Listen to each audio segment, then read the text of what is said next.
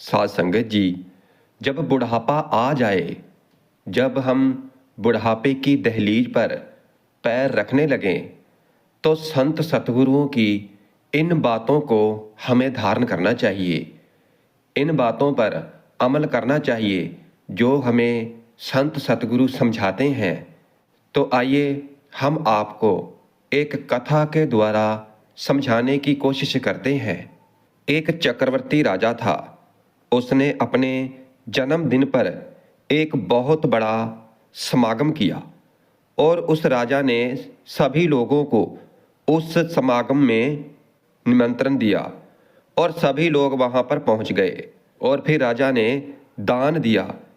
जिस किसी को भी जिस भी चीज़ की जरूरत थी, जो भी चाहिए था, तो राजा उसे दे रहे थे और लोग राजा की जय जयकार कर रहे थे और बोल रहे थे कि ऐसा राजा ना तो कभी हुआ है और ना ही कभी होगा।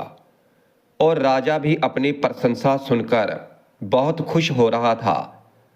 और फिर आखिर में राजा अपनी प्रशंसा करते हुए बोला कि मेरे पास इतनी जमीन है तो मैं ये नहीं जानता, उसे कोई नाप नहीं सकता। और मेरे पास एक ऐसा रहस्यमयी महल है जिसके अंदर कोई भी दुश्मन आ नहीं सकता। और मेरे पास इतनी धन दौलत है कि अगर मैं उसे रोज लुटाने लगूं तो भी वो कभी खत्म नहीं होगी। और मेरे पास इतनी ताकत है कि उसके आगे कोई भी दुश्मन थोड़ी देर के लिए भी नहीं ठहर सकता। और मैं सबसे बड़ा केवल एक ही चक्रवर्ती सम्राट हूं।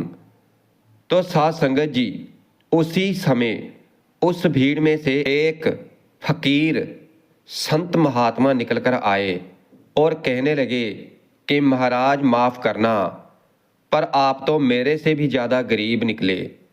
आपके पास कुछ नहीं है, फिर भी इतनी बड़ी बड़ी बातें कर रहे हो। अपनी आंखों को खोलो और देखो कि आप कंगाल हो। और फिर यह सुनकर राजा को क्रोध आ गया और उसने फकीर को कारागार में बंद करवा दिया। और फिर अगले दिन उस महात्मा को दरबार में लाया गया।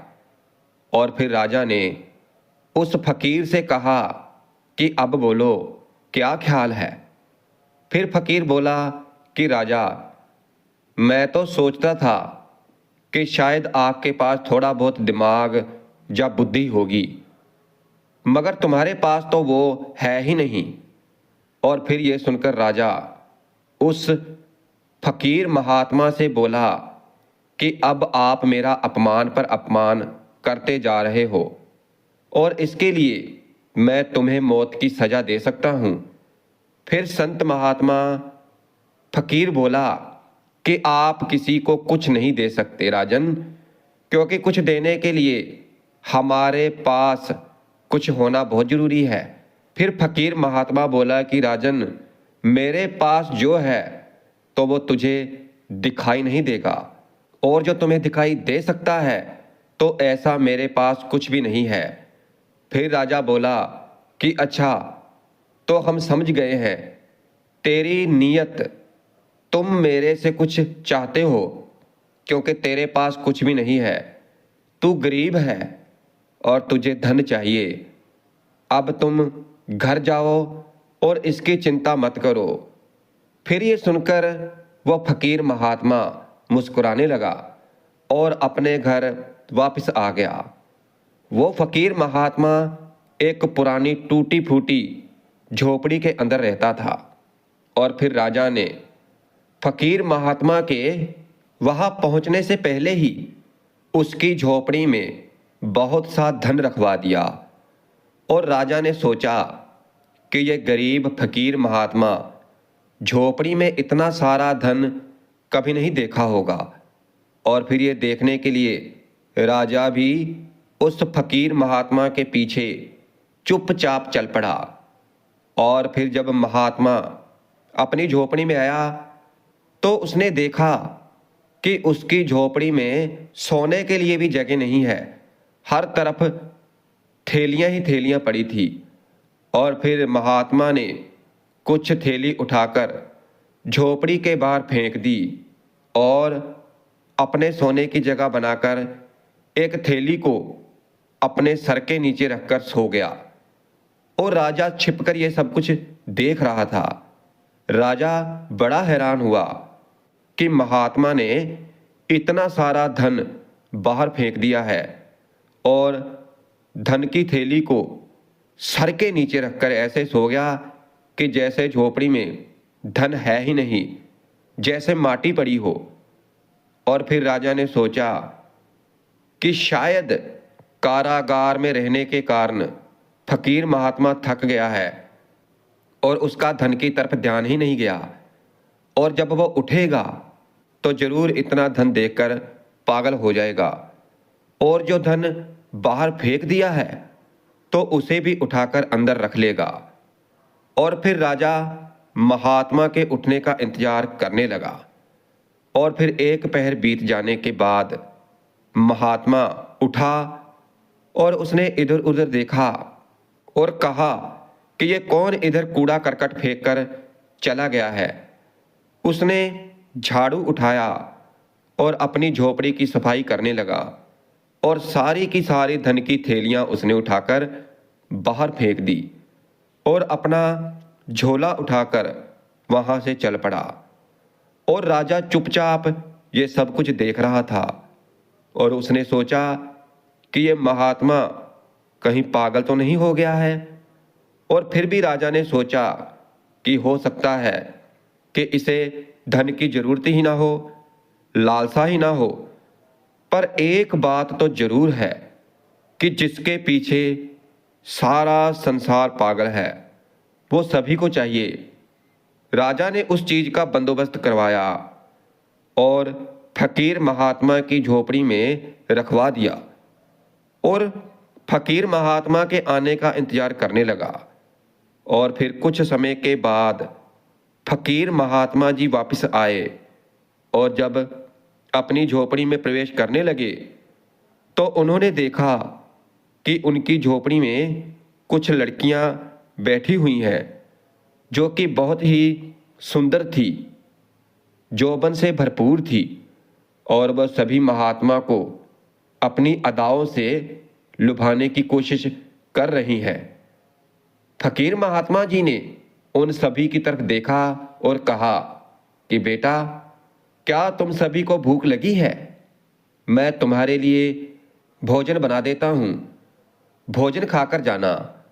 और फिर फकीर महात्मा ने सभी लड़कियों के लिए भोजन बनाया और उन सभी ने भोजन खाया।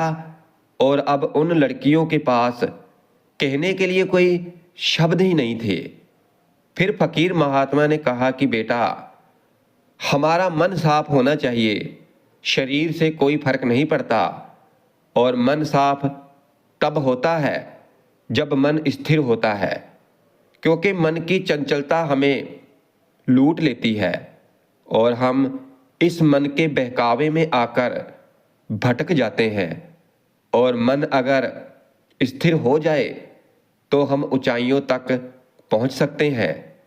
फकीर महात्मा ने सभी लड़कियों को आशीर्वाद दिया और फिर लड़कियां इस तरह से वहां से गई जैसे कि वो अपने पिता के घर से मिलकर पिताजी को मिलकर जा रही हो। और ये सब कुछ देखकर राजा हैरान हो गया। उसने सोचा कि फकीर महात्मा को ये भी नहीं चाहिए, तो फिर वो चाहता क्या है? आखिर ऐसी कौन सी चीज है जो इस फकीर महात्मा को चाहिए, जिसकी इसे जरूरत हो? और फिर बहुत देर तक सोचने के बाद में राजा ने सोचा कि अब वो इसे ऐसी चीज देगा कि जिससे सभी लोग परेशान रहते हैं, सभी चिंतित रहते हैं, सभी षड्यंत्र रचते रहते हैं और जिंदगी भर इसके बारे में केवल कल्पना ही करते रहते हैं, मगर वो सब बन नहीं पाते हैं। और फिर ये सोचकर राजा फकीर महात्मा की झोपड़ी में चला गया और राजा को देखते ही फकीर महात्मा ने कहा कि आओ राजन, आपका स्वागत है। राजा ने कहा, आज मैं आपको एक ऐसी चीज देने आया हूं जो इस संसार में किसी किसी के पास ही होती है और जिससे सारा संसार ही परेशान रहता है। लोग एक दूसरे के साथ लड़ते रहते हैं, षड्यंत्र रचते रहते हैं, मगर फिर भी उनको ये चीज नहीं मिलती। और फिर इतना कहकर राजा ने अपना मुकुट उतारकर फकीर महात्मा के सर पर रख दिया और कहा कि आज से आप इस देश के राजा हो। महात्मा ने अपने सर पर मुकुट उतारते हुए कहा कि महाराज, आप जैसे कंगाल व्यक्ति से मैं कुछ भी नहीं ले सकता, क्योंकि ले देकर केवल यही तो एक चीज आपके पास बची है, और उसको भी अगर आपने मुझे दे दिया तो आपके पास बचेगा ही क्या। और फिर इतना सुनकर राजा के मन को बहुत ठेस पहुंची। राजा बोला कि आप अजीब पागल व्यक्ति हो और खुद कंगाली में जी रहे हो और मुझे कंगाल बना रहे हो, बता रहे हो। मैं तो सोचता था कि तुम्हें परम सुख मिलेगा, मगर आप तो दुख में ही जीने के आदी हो, इसलिए ये सब आपके काम की नहीं है। और फिर फकीर महात्मा जोर से हंसा और बोला कि असल में जिसे आप परम सुख बता रहे हो तो वो परम दुख है, क्योंकि ये जो कुछ भी आप बताते हो कि आपके पास कितनी जमीन है, कितनी जायदाद है, आपके पास कितनी ताकत है, आपके पास कितना धन है, तो ये कभी किसी के पास नहीं रहा और आपके पास भी नहीं रहेगा। इसलिए कुछ ऐसा कमाओ, कुछ ऐसी कमाई करो जो आपके पास हमेशा रहे, जो आपके पास हमेशा रह सके। इसीलिए मैं आपको कंगाल कह रहा हूं। फिर राजा बोला, तो क्या मुझे आपके जैसा हो जाना चाहिए, राजपाट छोड़कर हाथ में कटोरा लेकर रहना चाहिए और दर दर भटक कर भीख मांगनी चाहिए? तो क्या इसी को अमीरी कहते हैं? फिर महात्मा जी बोले कि राजन, धन दौलत, राजपाट, व्यापार सब करना चाहिए, मगर ये सभी चीजें हमारे लिए हैं, मगर हम इनके लिए नहीं हैं। और फिर जब हम इनके लिए हो जाते हैं, जब हमारा मकसद केवल धन दौलत इकट्ठा करना ही हो जाता है, राज को बढ़ाना ही हो जाता है और वासना में रहना ही हमारा मकसद बन जाता है, तो उस समय सब गड़बड़ हो जाता है और हम उन चीज़ों को ही इकट्ठा करते रहते हैं जो कि एक दिन फना हो जाएंगी, जो एक दिन नहीं रहेंगी। और फिर हम अपने आप को बहुत गरीब महसूस करते हैं। इस संसार में जो भी चीज़ें हैं तो वो केवल हमारे लिए भोगने के लिए हैं, मगर जब वो सभी चीज़ें हमारा उपयोग करने लग जाती हैं तो फिर उस समय हमें भ्रम होता है कि हमारे पास बहुत कुछ है, जैसे कि आपको हो रहा है राजन, मगर आपके पास कुछ भी नहीं है। और फिर राजा हंसने लगा और बोला कि एक फकीर, एक दरिद्र और एक गरीब ही ऐसी बातें कर सकता है, कोई राजा नहीं। फिर फकीर महात्मा जी जोर जोर से हंसने लगे और बोले कि आपके पिता मौत के पलंग पर पड़े हुए हैं राजन, और जाकर अपने पिता से पूछो कि उन्होंने अभी तक क्या कमाया है। और फिर राजा अपने पिता के पास पहुंच गया और अपने पिता से कहा कि पिताजी, मैं आपसे कुछ पूछना चाहता हूं कि आपने आज तक क्या कमाया है और वो क्या है जो आपने आज तक इकट्ठा किया है। इतना बड़ा राज, तो इतनी बड़ी धन दौलत है, और मेरे जैसा पुत्र और इतना सारा यश, क्या यही कुछ आपने कमाया है? अपने बेटे की बात सुनकर पिता बोला कि बेटा, जब तक मेरे हाथ पैर चलते थे और जब तक मुझे विश्वास था कि मैं जीवित रहूंगा, तो तब तक तो ऐसा ही लगता था।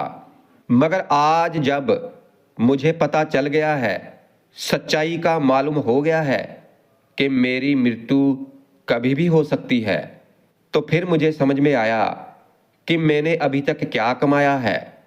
क्योंकि अब मैंने अपने आप को बिल्कुल खाली महसूस किया है।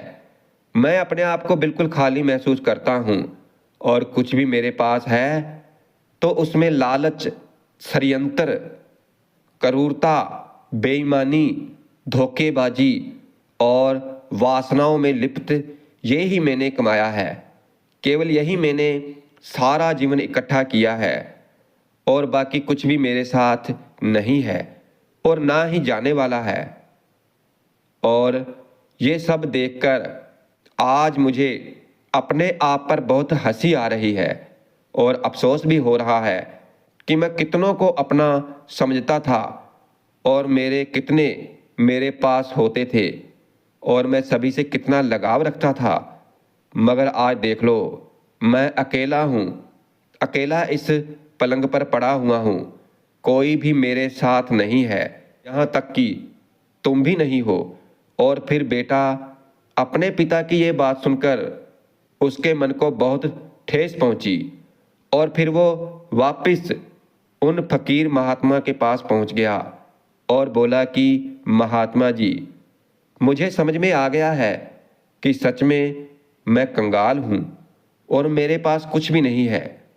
मगर मैं अमीर कैसे हो सकता हूँ कि मैं अंतिम समय में ये ना कहूँ कि मेरे पास कुछ भी नहीं है। फिर महात्मा ने कहा कि जो चीज़ जिसके लिए है तो उनका वैसे ही उपयोग करना है, तो तुम अमीर हो जाओगे। क्योंकि अगर कर्म अच्छे करोगे तो अच्छा फल मिलेगा। अच्छा क्या है? अच्छा है कि धन कमाओ, धन के मालिक बनो, मगर धन को अपना मालिक कभी ना बनने दो। राजा बनो, प्रजा का ध्यान रखो, मगर प्रजा को लूट कर राजा नहीं बनना है। अपनी प्रशंसा खुद मत करो, क्योंकि असली प्रशंसा वो है जब लोग प्रशंसा करते हैं कि आपने कुछ कमाया है। सभी भौतिक चीज़ों के साथ खुद को जोड़ना छोड़ दो, क्योंकि ये सभी चीज़ें नाशवान हैं और आप भी नाशवान हो। जैसे हम इकल्ले आते हैं तो वैसे हम इकल्ले नहीं जाते। हमारे साथ हमारे कर्म होते हैं, और ये कर्म अच्छे भी हो सकते हैं और बुरे भी हो सकते हैं, मगर आप इनसे अपना पीछा नहीं छुड़ा सकते हैं। और फिर राजा ने फकीर महात्मा का धन्यवाद किया और वहाँ से चला गया। और फिर उसके बाद उसने कभी भी लोगों के बीच धन नहीं बांटा, और ना ही कभी अपनी प्रशंसा की, और ना ही किसी दूसरे राज्य पर बेवजह चढ़ाई की। और उसने अपनी प्रजा को इतना मजबूत बना दिया कि उनको किसी से धन मांगने की जरूरत ही ना पड़े। कोई इतना गरीब ना हो कि जिसके पास खाने के लिए भोजन ही ना हो, पहनने के लिए कपड़े ही ना हो, और रहने के लिए छत ही ना हो। और युद्ध के कारण बेवजह सिपाहियों की जानें जाती थी, इसलिए उसने युद्ध करने बंद कर दिए। वो केवल अपनी प्रजा की रक्षा करने के लिए ही युद्ध में उतरता था। और अब लोग उस राजा की केवल प्रशंसा ही नहीं करते थे, उसे पूजने भी लगे थे। और फिर ऐसे ही एक भयानक युद्ध के दौरान वो राजा अपने एक सिपाही की जान बचाते बचाते जख्मी हो गया। राजा युद्ध तो जीत गया, मगर उसका बुरा हाल हो गया और वो अपने अंतिम श्वास गिन रहा था। और फिर उस समय वो जोर से हंसा और बोला कि हे महात्मा जी, आपका बहुत बहुत धन्यवाद कि मेरे लिए इतने लोग आंसू बहा रहे हैं। मैंने इतना कुछ कमा लिया है और लगता है कि कुछ भी नहीं कमाया।